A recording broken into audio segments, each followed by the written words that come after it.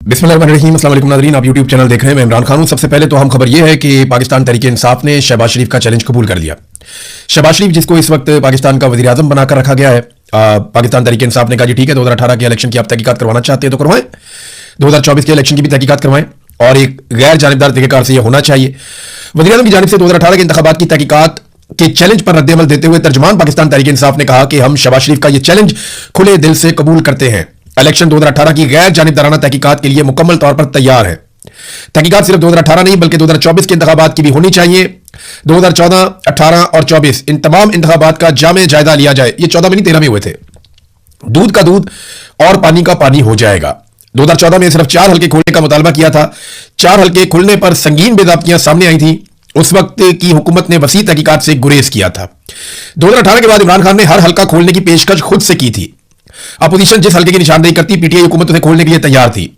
2024 के इंतखाबात में इंतखाबी शफाफियत पर संगीन सवालात उठे हैं। सियासी इंतकाम और उम्मीदवारों को जेलों में डालने के वाकयात सामने आए। ये तो बड़ा जुल्म है। एक पाकिस्तानी जानता है जो कुछ किया गया 2024 के इंतखाबात में।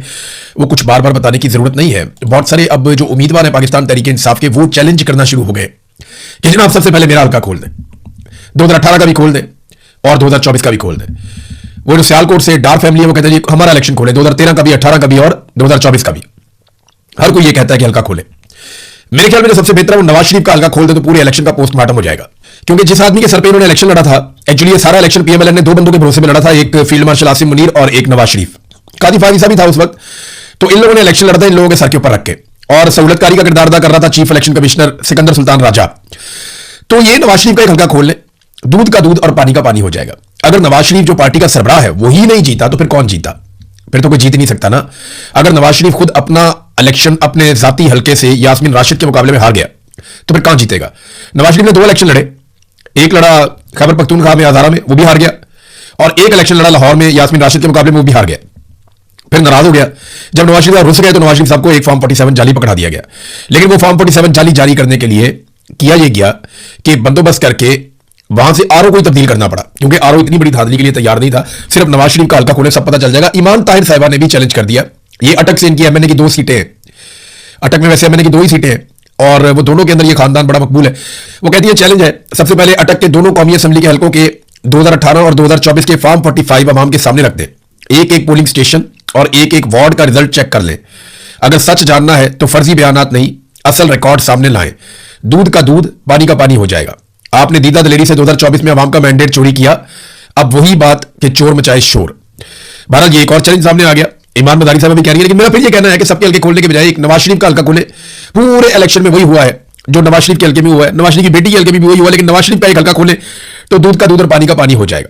नाज़रीन, आजाद कश्मीर के हवाले से सूरत हाल मैं आपके सामने रखता हूं। कुछ लोग पाकिस्तान के बाहर से भी गए हुए हैं पाकिस्तान में, और वो कोशिश कर रहे हैं कि मुज़ाकरात करवाए जाए। कुछ जो मकामी लोग हैं वो भी कोशिश कर रहे हैं, कुछ उलमा इकराम है वो भी कोशिश कर रहे हैं। फजल रहमान भी इस मामले में आए हैं, अचक ज़ई साहब ने स्टेटमेंट दिया, कुछ और लोग भी आए। अब जो लोग इस वक्त मुज़ाकरात कर रहे हैं या बातचीत कर रहे हैं दोनों जानिब, उनसे कुछ खबरें बाहर आई हैं। मैं एग्जैक्टली आपको इसलिए नहीं बताऊंगा कि फिर वो उनको टारगेट किया जाएगा, उनकी कोशिशें जो हैं उनको भी टारगेट किया जाएगा। लेकिन मैं आपको ये बता देता हूं कि जितने लोगों ने भी दोनों तरफ मुज़ाकरात किए वो ये कह रहे हैं कि जो ज्वाइंट अवामी एक्शन कमेटी है वो काफी लचक दिखा रही है बहुत सारे मामलात में।